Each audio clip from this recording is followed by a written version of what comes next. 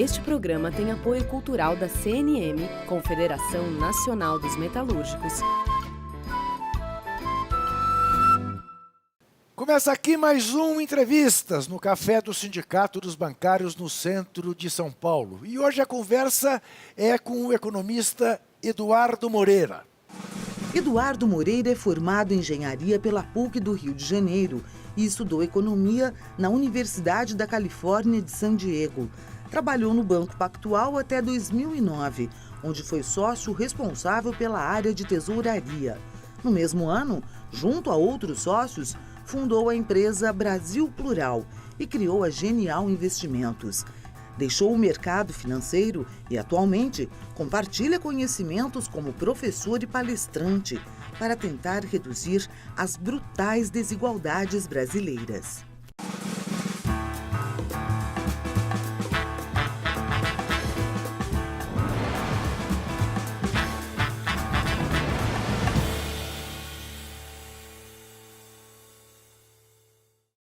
Para fazer este programa estão conosco Marina Celerges, jornalista do Brasil de Fato, e também Rosana Souza Fernandes, secretária adjunta de Combate ao Racismo da CUT, a Central Única dos Trabalhadores. Bem-vindas, agradeço muito mais uma vez a sua presença. Obrigada. Você já tem direito a cachê. E eu quero começar com o Eduardo, fazendo a seguinte pergunta, que eu sei que você já respondeu 1000 vezes, mas aqui vai ser a primeira vez que você responde isso, Eduardo. Então você trabalha 20 anos de um lado, de repente olha e fala, não, eu não estou do lado certo. O meu lado não é este. Para ser do lado do Brasil, eu tenho que mudar. Tenho que mudar e tenho que contar como é que funciona de fato esse lado. Isso requer não apenas desprendimento, mas uma alta dose de coragem, porque você está mexendo com a única coisa aparentemente intocável no Brasil, que é o sistema financeiro, que são os bancos. Como é que se deu essa metamorfose? Foi um dia, você teve um estalo assim de Vieira, acordou e falou, Cacildes, não está certo? Eu acho que as coisas, em primeiro lugar, uma honra estar aqui. Honra é Te nossa. conheço muito lendo seus artigos, vendo seus comentários. E é muito bacana estar aqui com vocês três. As coisas não acontecem da noite para o dia, assim, Tá. né? Não houve um momento Siddhartha Gautama, onde eu encontrei um despertar, né? Uma iluminação e transformei-me em Buda. O que aconteceu foi que, ao longo da minha caminhada, alguns acontecimentos foram me jogando para esse outro lado de investigação do sistema, de como funcionava o sistema. Eu nasci na Zona Sul do Rio de Janeiro, na Urca, um bairro nobre do Rio de Janeiro, família de classe média alta, estudei em colégios particulares do Rio, então tudo dentro da bolha, né, ali do Rio de Janeiro. Uma bolha não só financeira, mas em termos de costumes morais, muito conservadora também. E aí, na faculdade, talvez uma primeira semente, meu pai sem condição de pagar a faculdade, por causa de alguns problemas que teve na empresa dele, eu tive que pedir um crédito educativo para eu pagar minha faculdade e buscar alguma bolsa de iniciação científica. E a bolsa que tinha era uma bolsa junto com o serviço social da PUC. Eu, engenheiro civil, o serviço social tinha um trabalho dentro das comunidades no Rio de Janeiro, de contenção de encosta, porque você tem muito um problema de acúmulo de lixão. A topografia das comunidades carentes no Rio de Janeiro é muito típica de morro, né? E aí eu passei quase que 2 anos trabalhando nessas comunidades e aí foi a primeira saída da bolha. Vi crianças brincando no meio de esgoto, as mães saindo machucadas de dentro do barraco, chorando, desesperadas, o pessoal fazendo o policiamento da comunidade ali, todo mundo super armado até os dentes, o começo da polícia mineira, que depois virou a milícia, mas no começo chamava polícia mineira. E tudo ali, eu ali naquele meio, 2 anos, entendendo como é que aquilo funcionava. Saí dali, fui fazer um intercâmbio nos Estados Unidos pela PUC, estudei economia nesse intercâmbio da PUC com os Estados Unidos. Voltei, entrei no mercado financeiro. E aí aquela sementinha estava plantada, mas adormecida dentro do Eduardo. Porque aí mercado financeiro é lavagem cerebral. As pessoas são medidas por quem tem mais dinheiro. Você vira um número. Então, você passa a transformar a sua vida em quem tem a BMW que é mais cara, a cobertura que é mais alta, a fazenda que é mais ampla, e é essa que é a história. A gravata que é mais cara, o óculos que tem armação mais cara, o relógio de qual marca. E aquilo ali, por mais que você seja um cara que, não, eu não sou isso, eu sou um cara muito menos apegado a essas coisas, quando você vê, se entrou ali na onda da turma, né?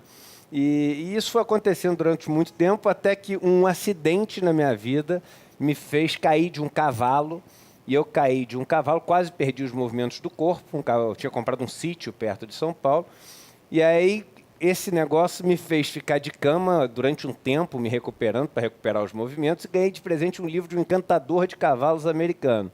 Esse encantador de cavalos americano ia fazer um curso lá nos Estados Unidos. Eu fui para fazer o curso dele, fiz o curso, aprendi o negócio da doma de cavalo, voltei para o Brasil e resolvi viajar o país ensinando aquilo para falar sobre não violência, não sobre doma de cavalo. Quer dizer, aí você está fora do mercado financeiro. Estou dentro do mercado financeiro, fazendo escondido as viagens pelo Brasil de chapéu de cowboy, fivela de cowboy, nos finais de semana, dizendo que eu podia domar os cavalos sem violência. Num dado momento, esse negócio começa a ficar grande, eu começo a sair nas revistas todas do interior do país, em programas de interior, o domador de cavalos brasileiro. Você ganha um prêmio entregue pela Rainha Elizabeth. Aí a rainha fica sabendo e a rainha me condecora pelo meu trabalho para eliminar a violência dos cavalos. Sim. Aí os sócios do banco chegam para mim e falam assim, não dá. Não dá para um cara que trabalha no banco tá andando de chapéu de cowboy, fivela de cowboy.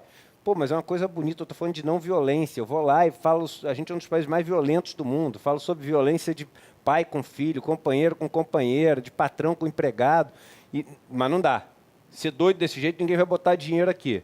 Aí o que acontece? O livro explode, vira o primeiro livro mais vendido da lista de mais vendido do Brasil. Aí meus sócios falam o seguinte, acho que em vez de mandar ele embora, vamos comprar uns 10 mil livros e dar de presente para os clientes, que os clientes todos estão querendo saber quem é o tal do Eduardo. Aí vira o jogo e eu ganho uma sobrevida no mercado financeiro. Mas aí, Juca, talvez o começo dessa nova trajetória.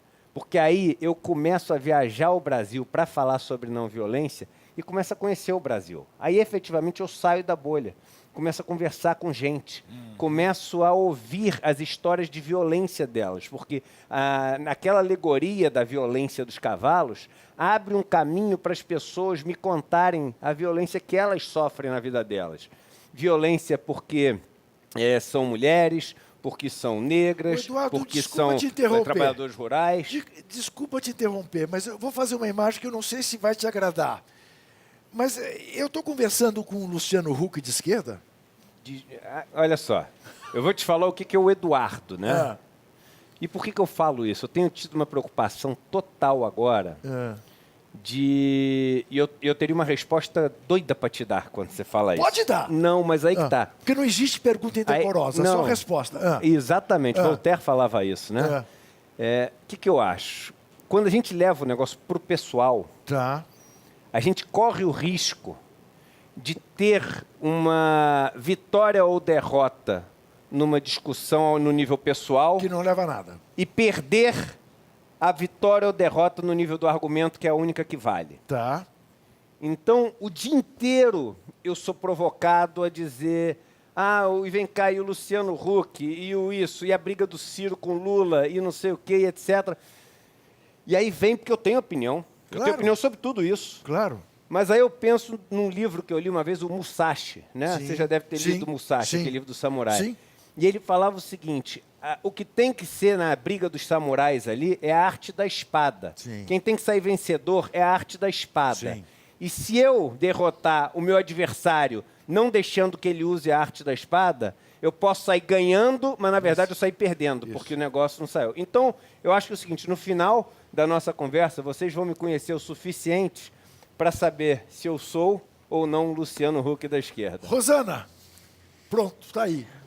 Eu já cheguei à conclusão que não, mas enfim, vamos embora. Sim, interessante primeiro agradecer mais uma vez o convite e parabenizar por esse debate tão importante para nós, em especial a classe trabalhadora. E quando a gente pensa sobre reforma tributária, sobre como é que, de fato, nós queremos uma sociedade justa, uma sociedade mais igualitária, sem a gente pensar numa reforma tributária que leve em consideração que nós vivemos num país onde a maior parte do salário de homens e mulheres hoje são para pagamento de luz, água, de transporte público e não para alimentação. Como é que a gente pensa nessa sociedade justa e igualitária, com a presença de homens e mulheres, com esse olhar sem a violência? Boa. Como é que a gente constrói essa sociedade? Essa pergunta dela é maravilhosa, principalmente por causa da forma como ela termina. Sem esse olhar da violência, porque as pessoas imaginam que a violência é só aquela violência física, né? Mas você não permitir serviços para as pessoas, não dar liberdade para que elas atinjam o seu verdadeiro potencial, você coagir pessoas a fazer alguma coisa, é uma forma de extrema violência. As pessoas falam assim, não, porque Cuba é super violento. Aí você vai numa comunidade, numa metrópole, e as pessoas têm hora para poder sair de casa, tem hora para poder voltar, só podem comprar o gás de um cara, porque se não comprarem o gás desse cara, eles realmente vão ter problema.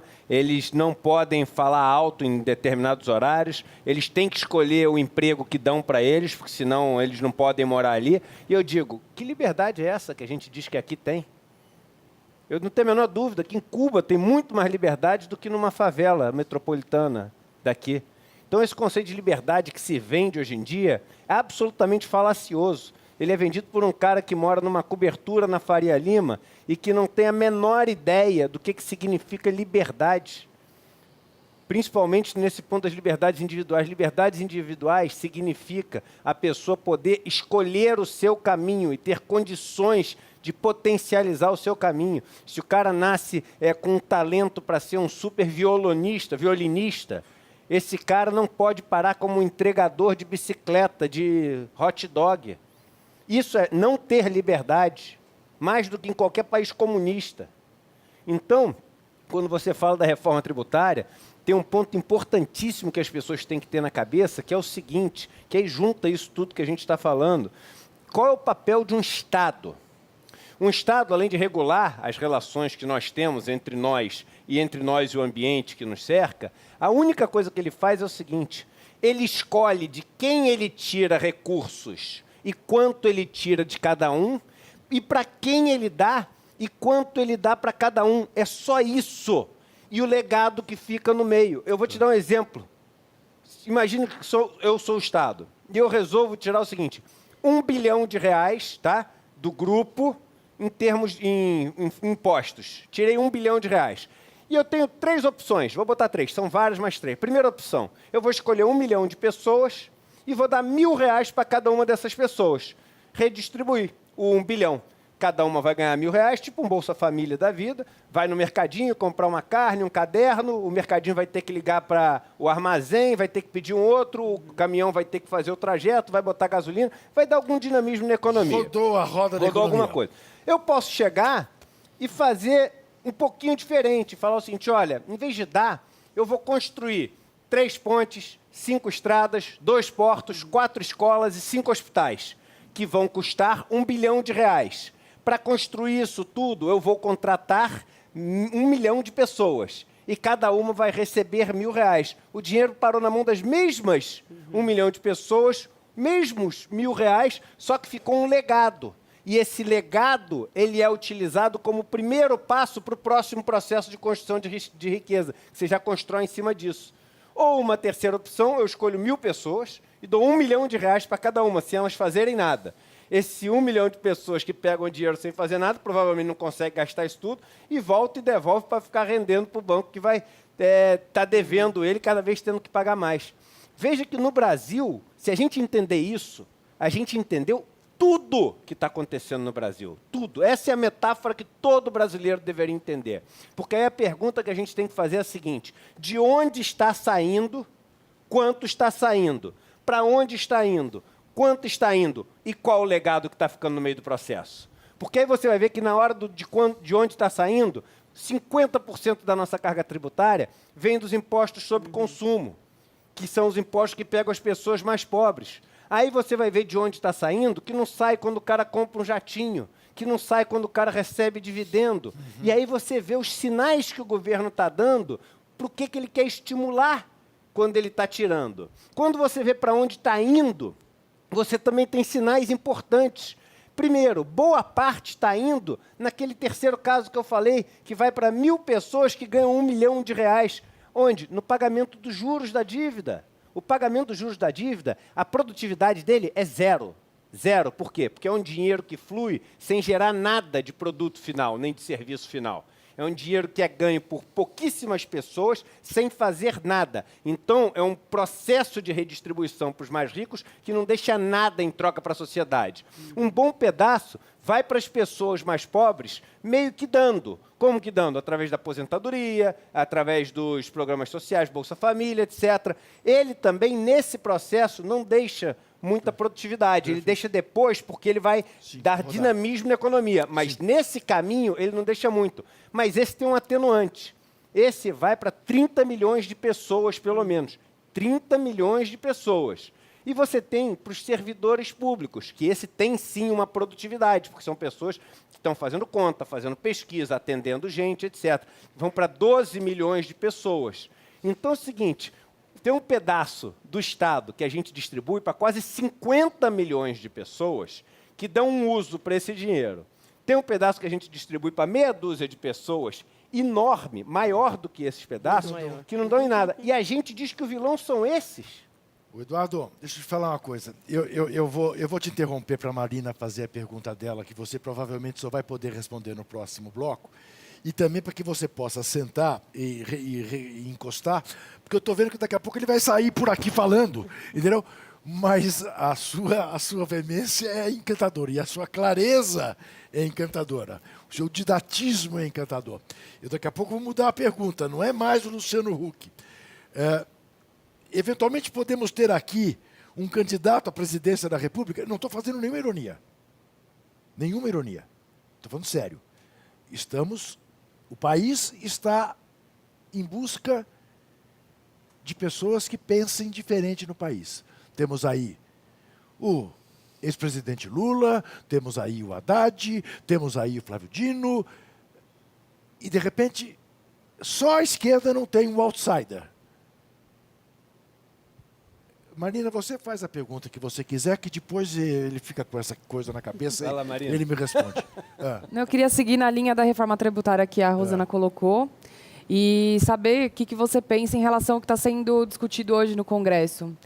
E uma outra coisa que eu queria que você já introduzisse também é a questão da taxação das grandes fortunas. Porque se é uma saída, e por que ela nunca avançou, né? O debate sobre a taxação das grandes fortunas nunca avançou aqui no Brasil. Lembrando ainda que hoje, terça-feira, que é quando gravamos o programa, e você o vê na quinta, ao que tudo indica, a reforma da Previdência seria definitivamente aprovada. Nós estamos gravando 1h20 da tarde da terça-feira, não sabemos o que aconteceu ou o que está acontecendo, mas sobre isso também o Eduardo vai falar, e para quem não viu, procure no YouTube a participação dele no Congresso Nacional, na Câmara dos Deputados, falando sobre Previdência, que é um show à parte. Nós voltaremos em seguida, segura aí.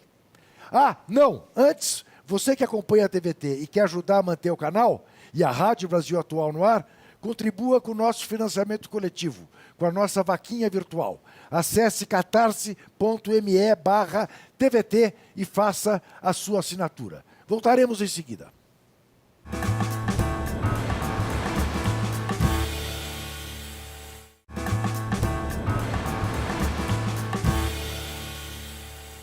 Voltamos ao Café do Sindicato dos Bancários do Centro de São Paulo com o programa Entrevistas, conversando hoje com Eduardo Moreira, economista que deixou o mercado financeiro para pensar em como combater as desigualdades no Brasil. Best-seller, com livros que todas as vezes que ele os lança, imediatamente vão para a relação dos 10+. Bom, eu já nem sei mais onde estamos. A palavra está com você. Você responde a ela, você responde a mim. Tome conta aqui do nosso pedaço. Seguindo na questão tributária que você falou, tem um ponto aqui importante para conceitualmente a gente entender. Quando a gente diz que no Brasil 32% da carga do PIB brasileiro é de carga tributária, né? O tamanho da carga tributária brasileira é 32% do PIB. Vamos tentar entender isso como se fosse um joguinho de peças para as pessoas. Todo mundo no Brasil produz riqueza, independente de o que você faz. Uns produzem mais, uns produzem menos. O que o governo faz no Brasil? Ele pega 1/3 dessa riqueza, 32%, quase 1/3, e ele redistribui, volta para outras mãos, fazendo aquele processo que eu falei, deixando o hospital construído, etc. e tal. Então, isso quer dizer que no Brasil, 1/3 do que a gente gera de riqueza vai para o governo e volta para a mão das pessoas. É muito importante a gente falar isso, porque as pessoas acham que é o seguinte, tem 32% de carga tributária no Brasil, como se a gente estivesse destruindo 1/3 da nossa produção. Não tem nenhum centavo que se perde. Nenhum. Não tem 1 centavo do gasto do governo que não vá parar na mão de alguém. O governo gastou 120 bilhões de reais com a saúde. 120 bilhões de reais, na sua integralidade, foram parar na mão de pessoas, de enfermeiros, de médicos, do dono do prédio que alugava aquilo, do cara que fabrica remédio, etc. Isso é muito importante as pessoas terem na cabeça. Por que é tão importante ter na cabeça? Porque aí você começa a sair desse mito de que, olha, que carga tributária alta, não sei o quê. Se a carga tributária for 50% do PIB, nossa, vamos morrer.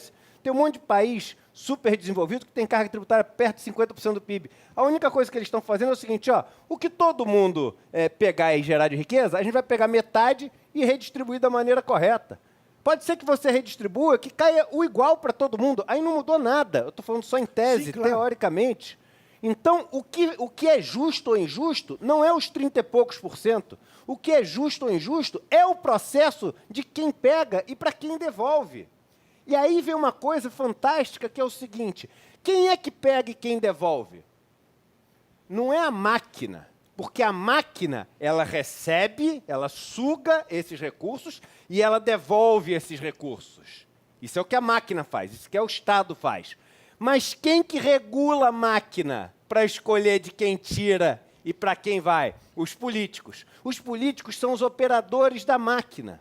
E aí o que a gente faz no país? A gente chega, diz que a máquina é um absurdo. Só que a máquina não faz nada se não tiver ninguém regulando ali a máquina. Quem faz as regulagens da máquina são os políticos que a gente elege.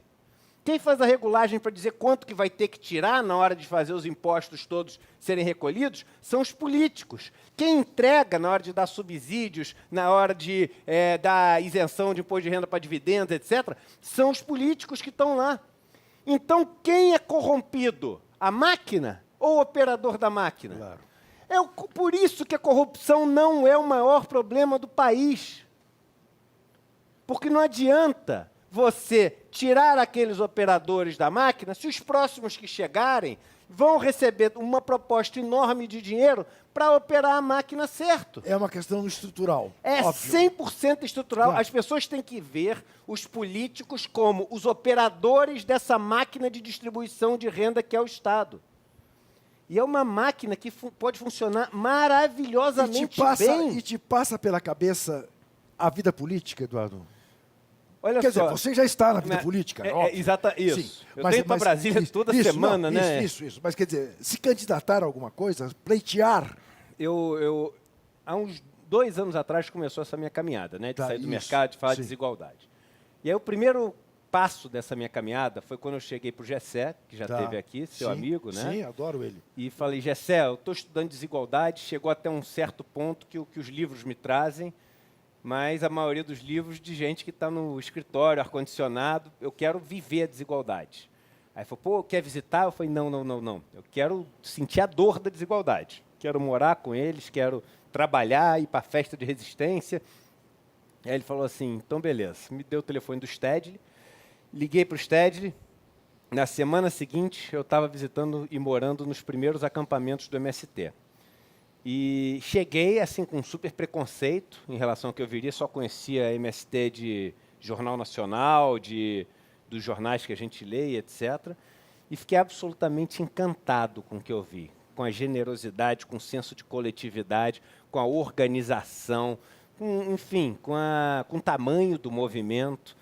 E aí, naquele primeiro momento, eu passei por uns 11 acampamentos, assentamentos, e dormindo, viajando, morando, pegando viagem de ônibus, onde tudo dá errado, e aí depois tudo dá certo, e a gente indo em festa de resistência, e lutando junto, e etc. E aí eu falei, meu Deus, aprendi mais em menos de um mês do que eu tinha aprendido sobre desigualdade na vida inteira. E aí me veio na cabeça uma coisa muito clara, que era o seguinte, caramba, no Brasil, quase ninguém quer estudar os pobres, né? Alguns poucos decidem estudar sobre os pobres, querem aprender sobre os pobres, mas ninguém se coloca na posição de aprender com os pobres. É isso, eu vou me dedicar a aprender com, eu não quero mais aprender sobre. E aí fui assim, desarmado de tudo para esses encontros, para ver o que eles tinham para me ensinar. Porque hoje em dia a gente chega, mesmo as pessoas que são mais progressistas, não sei o quê, chegam e falam assim, não, porque o negócio é o seguinte, você chega na favela, não dá para ser assim. Pô, você tem que colocar aquilo. Eu falei, vem cá, você já ouviu? Perguntou como é Você já falou com o cara? Quer dizer, aí ideia, você está de pleno acordo com o que diz o Lula quando ele diz os pobres não são problema, os pobres são solução no Brasil. Perfeito, perfeito. E aí fui para lá, aí comecei uma série de viagens, né? Então fui para lá, aí fui para o sertão do Nordeste, voltei para lá, fui morar em Quilombo, estou indo morar num lugar agora que eu não posso falar, eu nunca digo antes, estou indo agora mês que vem, por causa dos perigos, eu sofro um monte de ameaça hoje em dia, né, dessas pessoas mais radicais, então eu nunca digo onde eu vou estar, eu só digo depois que eu voltei. Estou indo morar também até o fim do ano num presídio, conviver com o pessoal de um presídio, etc. Então, assim, eu quero aprender. Eu estou no momento de vida, um chamado para aprender como vive as pessoas que sofrem com a desigualdade. Fazer uma ponte com tudo aquilo que eu estudei de economia, com o que eu estudei de engenharia. E eu acho que eu tenho uma capacidade de tornar assuntos complexos fáceis. Eu meio que desenho as coisas, aí todo mundo fala, caramba, isso que você falou do imposto, é isso mesmo. E não dá para negar. Sim. Você pode botar aqui os 10 maiores economistas do Brasil então, e eles não têm como Eduardo, negar isso que a gente falou. Eu vejo você com muita frequência desafiando para debates. O outro lado não gosta de debater contigo. Eu por acho exemplo, que não, né? Não, eu acho que não, até porque quando os debates que eu participo em Brasília... O outro lado não gosta de debater com pessoas inteligentes, né? Porque você precisa ter o domínio dos assuntos para topar debater, né? Então, é mais fácil você fugir, você apresentar as mentiras, vender para a sociedade o que não é real, assim como como foi na reforma trabalhista, na reforma tributária e da Previdência, do que você fazer o debate claro, porque daí as pessoas vão entender por onde passam as questões, né? Para minha surpresa, nos últimos dias, aliás, com alguma frequência, eu ouvi de economistas de esquerda que, vamos falar a verdade, a reforma da Previdência é necessária, e é muito bom que eles façam, porque amanhã a gente volta ao governo e a reforma está feita. Você diverge disso completamente, né? Completamente.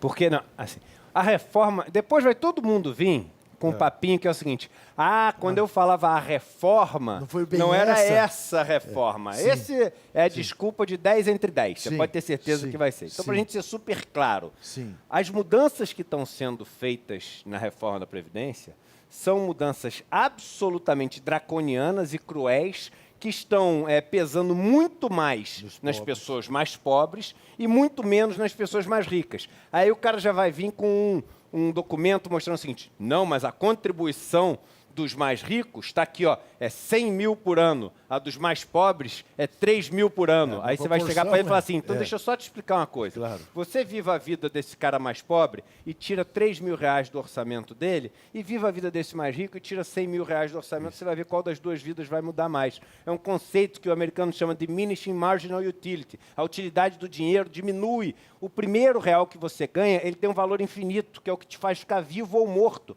É por isso que eu sempre digo, a gente vive num país numa condição de miserabilidade para tanta gente, que tem uma parte da população que simplesmente não existe essa opção. Todo mundo tem que contribuir. Tem uma parcela da população que simplesmente essa frase não vale. Tá sem dúvida nenhuma. Essas pessoas não podem, não tem como. É o cara que está na UTI lá, e você vai perguntar, a gente não está conseguindo o sangue necessário. Aí tá o cara na UTI em coma, tu fala assim, não, todo mundo no hospital vai ter que dar uma contribuída. Pega um pouquinho ali do cara que está em UTI em coma. Fala, tá louco, mas tu vai matar o cara, não adianta nada pegar um pouquinho do sangue para tentar matar outros, tu matou. E é o que a gente está fazendo. Então, nessa reforma da Previdência, ela tem absurdos, de um grau de crueldade. Ela foi tão mal escrita, que ela tinha erros crassos, na primeira PEC. Eles não viram o que eles escreveram. Tinha erro do tipo, se não me engano, era no artigo 26, que era o seguinte, no 23 ou 26, que ele fazia uma regra onde, se você trabalhasse mais tempo do que eu, contribuísse por mais tempo do que eu, você recebia um benefício menor do que o eu. Sim. Por quê? Porque botou um monte de... Era o seguinte, você tinha que trabalhar a média inteira de todos os anos que você trabalhou, mas aí os 15 primeiros anos, mas os outros 5 não valem nada. A regra hoje, ela já tem um absurdo que a gente pode falar aqui. Todo homem que entra no mercado de trabalho a partir de hoje, nas regras novas, ele só pode se aposentar com 20 anos de contribuição mínima e idade mínima de 65 anos. Só que, tentando já corrigir o erro de antes, funciona da seguinte maneira. Só conta os 15 primeiros anos que ele tem. Não conta os outros 5 anos. Tá? Então, o que acontece? O sujeito pegou e trabalhou 15 anos, contribuindo R$2.000 por ano nesses 15 anos. Quanto é que vai ser a aposentadoria dele? A média foi de R$2.000, ele vai receber 60% desses R$2.000, vai receber R$1.200 de aposentadoria. Aí o amigo dele trabalhou 20 anos. Aí ele pegou os 20 anos, ele deveria ter R$2.000 vezes 20 anos, né? E deveria ter um acréscimo por causa desses 5 anos que ele trabalhou. Só que como a conta lá não contemplava isso, e só começa a aumentar o percentual dos 60% acima de 20 anos, eles não sabiam o que escrever. Aí sabe o que eles escreveram? Jogar fora, desconsiderar os outros 5 anos. Que beleza. É tão simples quanto isso. Sim, que beleza. O nível de sofisticação dessa PEC é joga fora os 5 anos. Ou seja, o cara trabalhou 5 anos, contribuiu 5 anos e foi jogado no lixo. Marina. Eu queria trazer um outro assunto, na verdade, né? Nessa sua caminhada aí pelo Brasil profundo e tudo mais, se você já enxergou alguma forma de como popularizar o debate da economia. Daí eu explico, né? Eu acho que tem, enfim, cada vez mais ganhado força esse negócio de investir, de popularizar investimento e, né, vários bancos digitais e tal. Mas o debate dos programas econômicos mesmo, quando chega a eleição, a esquerda vem falando, mas é neoliberal, volta do neoliberalismo, ou tipo neodesenvolvimentismo e tal. Como é que a gente debate isso com o povo? Como é que a gente populariza esse debate da economia? Acho que o primeiro conceito que todo mundo devia ter na cabeça é o seguinte: por que a gente tem que crescer, né?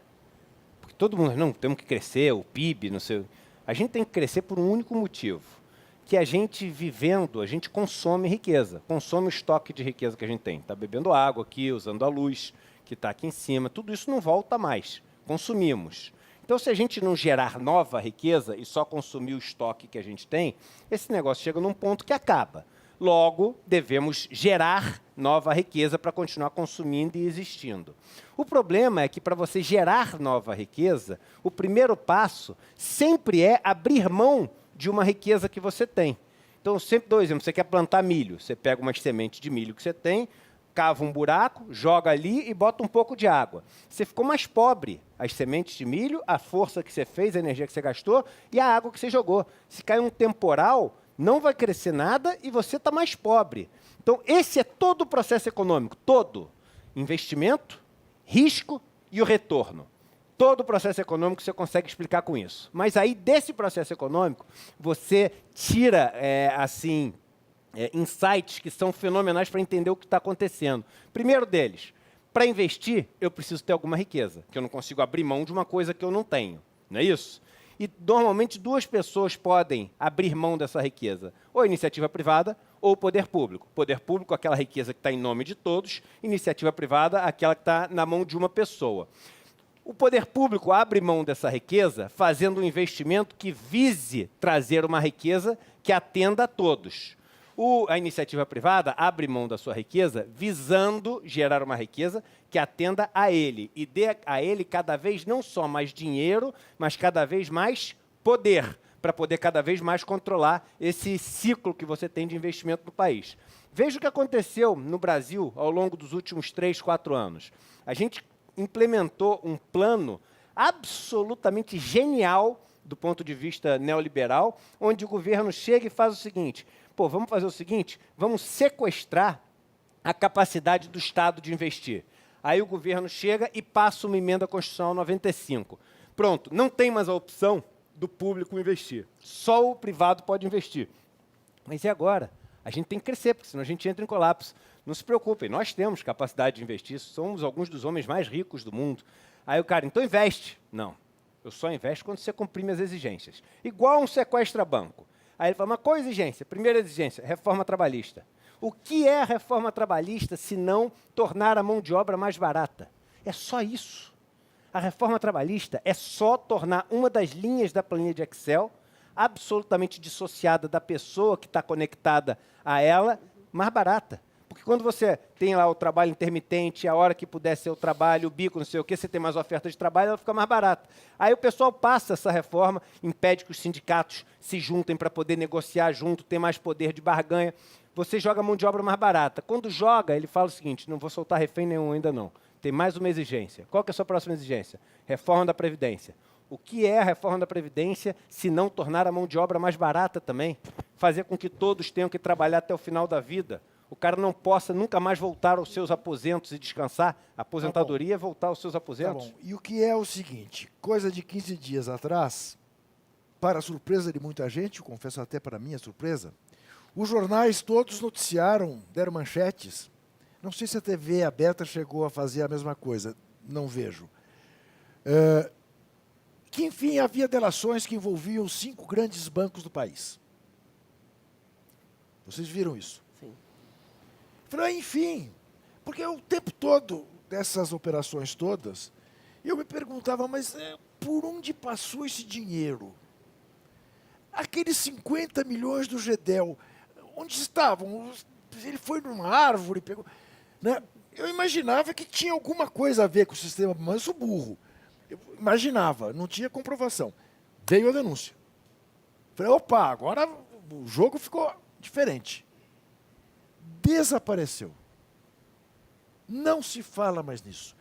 Eu queria no próximo bloco que você tentasse me explicar por que não se fala mais nisso. Até já.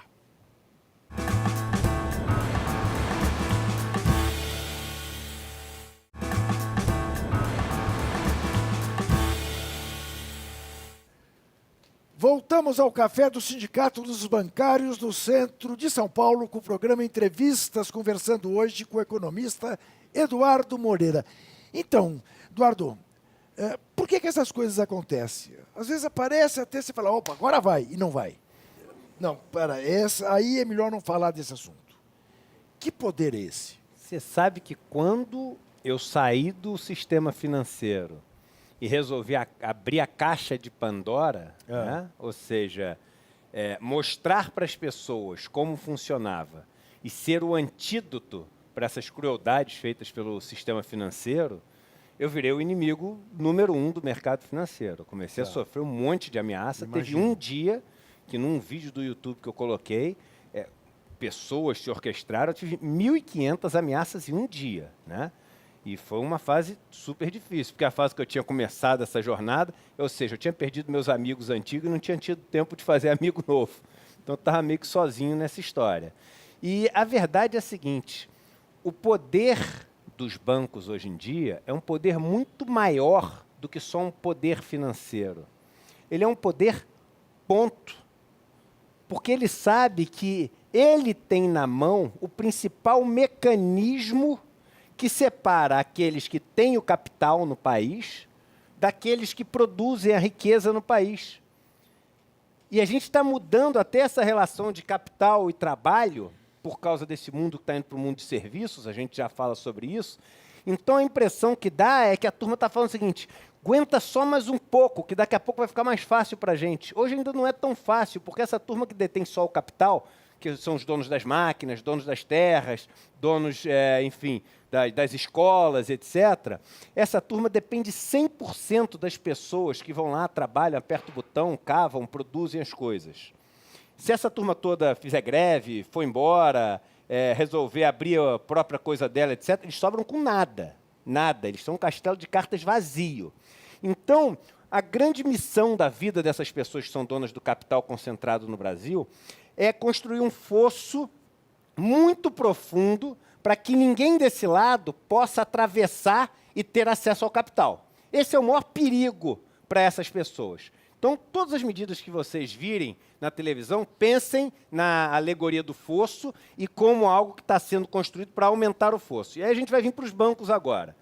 Os juros para as pessoas que são mais pobres ou que querem financiar o seu negócio, etc., no Brasil, não são 5,5% ao ano.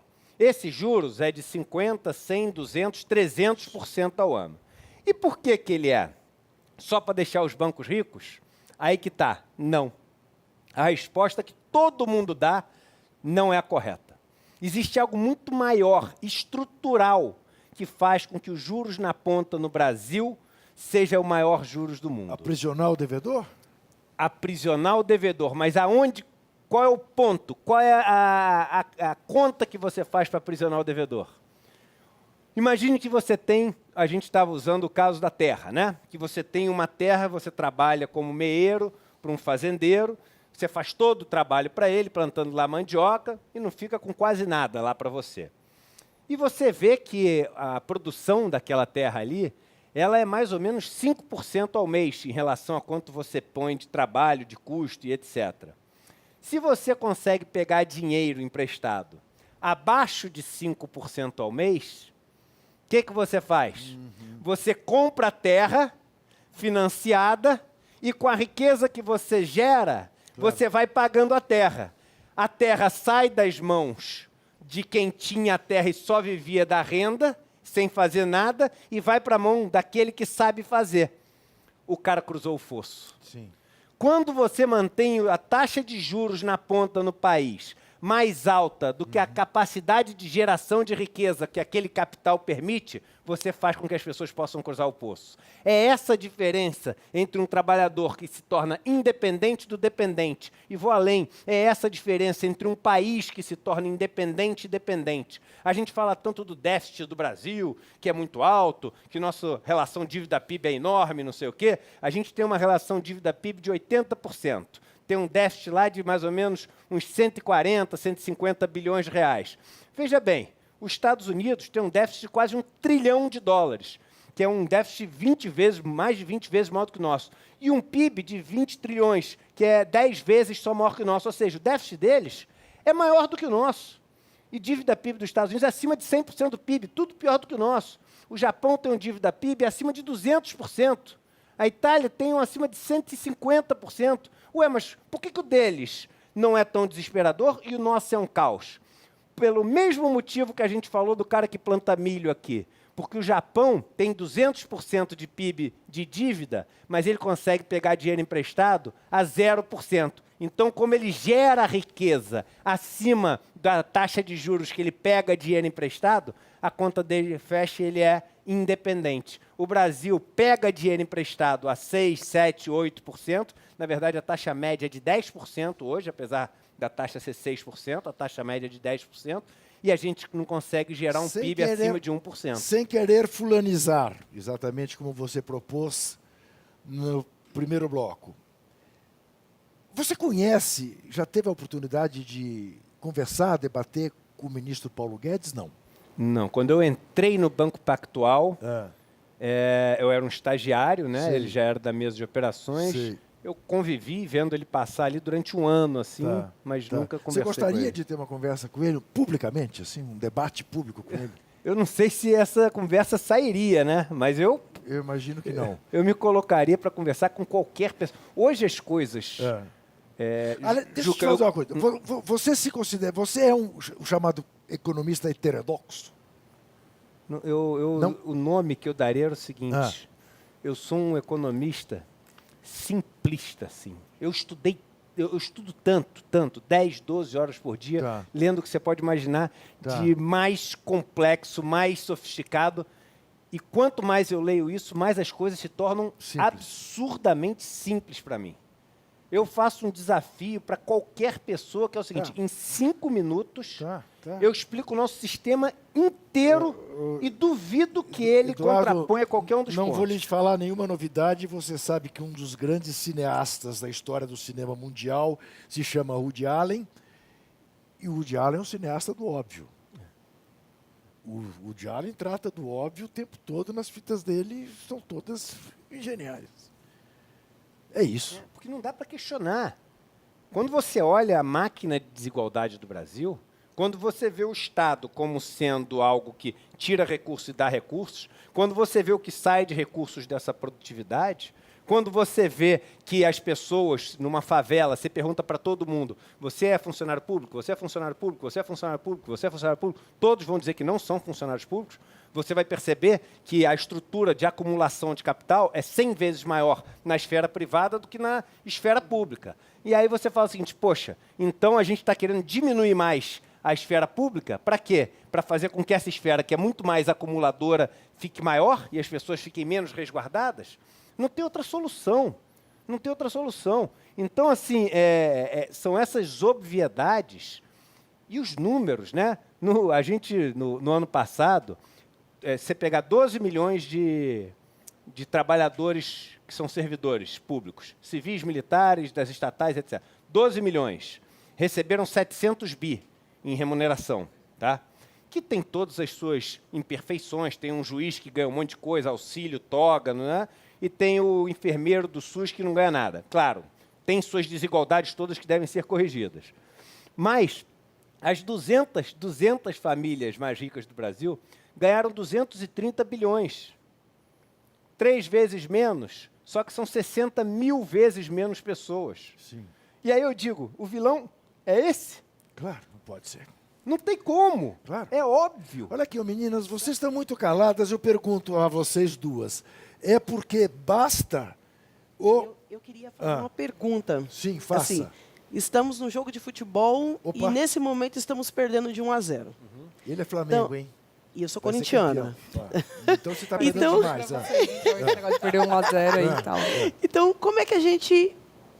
Quais seriam os mecanismos de mudar o placar desse jogo? Existe essa possibilidade de mudar o placar desse jogo? E mais que isso, qual é o papel das instituições? Além da comunicação, que a gente sabe que quem tem o poder da comunicação, mas qual é o papel das instituições? Qual é o papel nesse processo para mudar esse placar da CUT, do MST, da TVT, de todos os movimentos sociais? Qual é o papel para mudar esse placar? E se de fato tem possibilidade de mudar esse placar? Excelente pergunta. Aqui é Corinthians. Boa. Faça um Excelente gol. pergunta.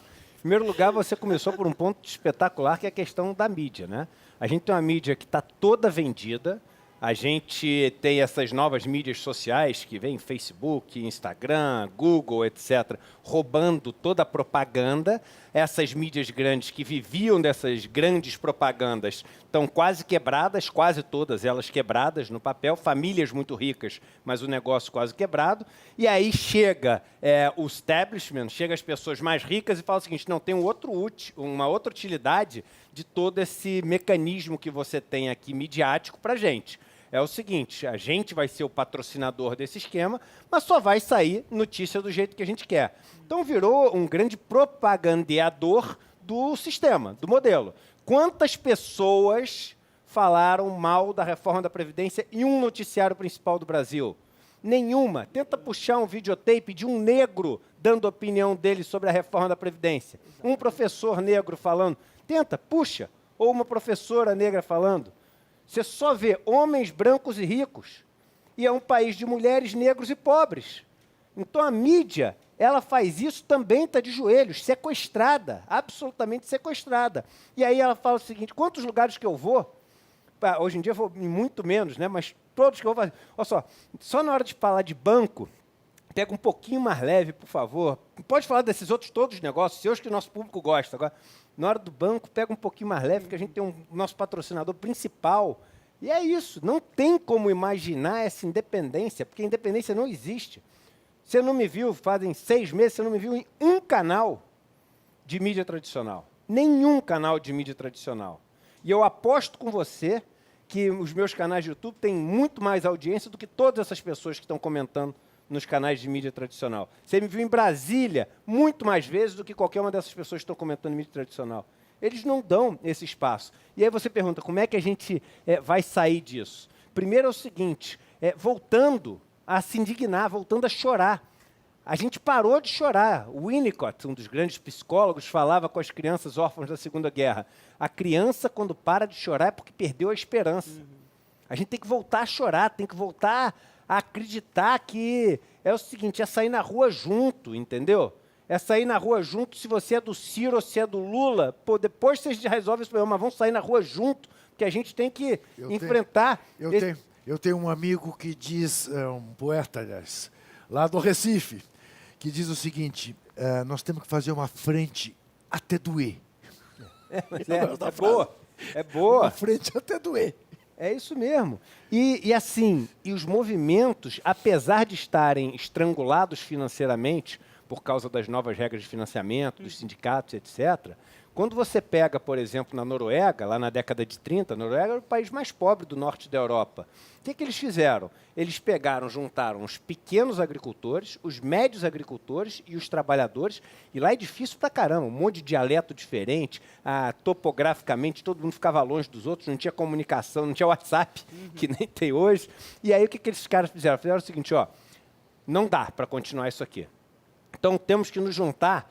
E é o seguinte, pode vir para o sindicato, não tem que pagar nada se você for desempregado. O importante é, nesse primeiro momento, estarmos juntos, estarmos coesos. E se a gente começa a colocar número, MST são mais de quase 1,5 milhão de pessoas. E politizadas, coordenadas. Se você pega os sindicatos também, você vai ter, somando os sindicatos, milhões de pessoas que se falam, politizadas, sindicatas, organizadas. A igreja, tem que trazer a igreja de novo para o jogo.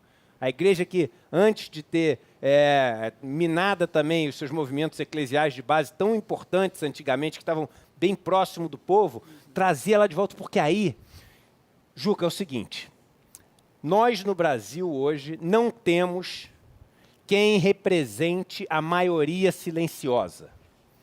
Lula representava a maioria silenciosa, porque a esquerda ela é formada por uma maioria silenciosa e por uma minoria barulhenta. Essa minoria barulhenta é super importante. São os direitos LGBT, são as questões da violência doméstica, são coisas importantíssimas. Mas em relação a isso, a gente está guerreiro, a gente está fazendo barulho, a gente está saindo no jornal, a Angela Davis está aqui no Brasil. Essa luta está tendo barulho. O problema é que esse grupo não é suficiente para fazer essa grande mudança, essa grande transformação. A grande transformação é desse grupo, principalmente junto com a maioria silenciosa, com essas pessoas que eu tenho viajado, que eu digo que não tem descarga para tocar, que tem criança que chora para tomar banho a 0 grau, que tem que andar um monte de quilômetro descalço e com o pé, parece um couro, parece que é outro sapato, um menininho pequeno, as pessoas que parecem que têm 90 anos e têm 50, essa é a maioria silenciosa. E essa galera da quantidade de dezenas de milhões. Aí a gente saiu de 1.000 e 1 milhão. A gente está indo para dezenas de milhões. E essas pessoas estão perdidas. Eu vejo a agenda dos pré-candidatos, né? Todos eles, Huck, que você falou, e de todos de direita e muitas vezes dos de esquerda também. Onde é que são os encontros? Universidades, nos centros de não sei o quê. Cadê a caravana da cidadania que o Lula fez? Cadê entender os problemas do país? Porque o país é o seguinte, nessas viagens eu tenho visto que são vários quebra-cabeças e em cada uma a peça que está faltando é diferente. No Nordeste é uma cisterna que resolve com tudo. No outro lugar lá é luz chegar que muda tudo. No outro, é um automóvel, um velho, para 15 pessoas, para eles poderem levar o transporte até a cidade e poder fazer sua feira. Então, não adianta você botar cisterna no Brasil inteiro, porque tem lugar que o problema é excesso de água. Tem lugar que é só uma ponte que você tem que fazer. E como é que a gente vai aprender com eles, gente? Que são eles que vão ensinar isso para a gente. Senão a gente vai meter cisterna onde tem enchente. É entendeu? que você, em última análise, você está falando...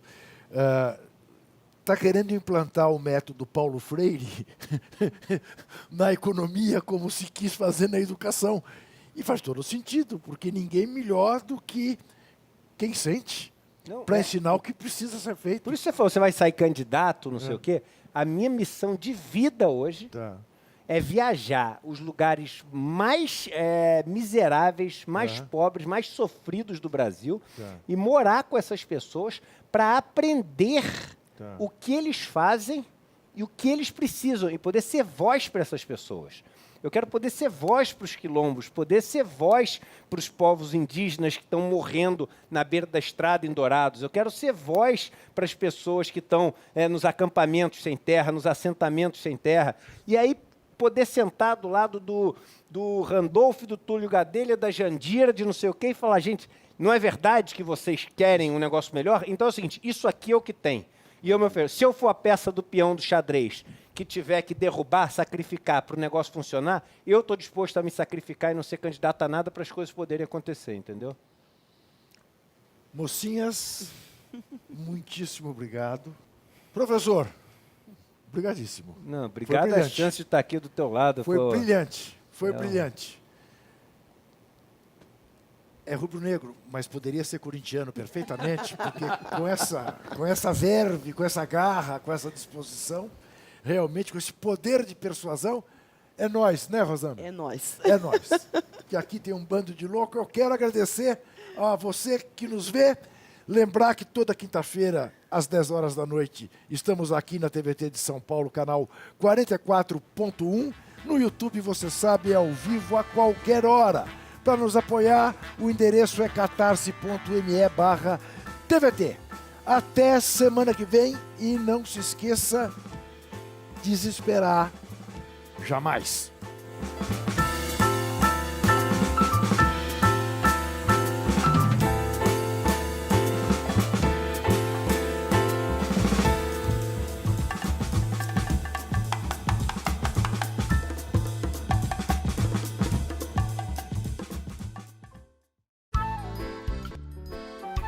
Este programa tem apoio cultural da CNM, Confederação Nacional dos Metalúrgicos,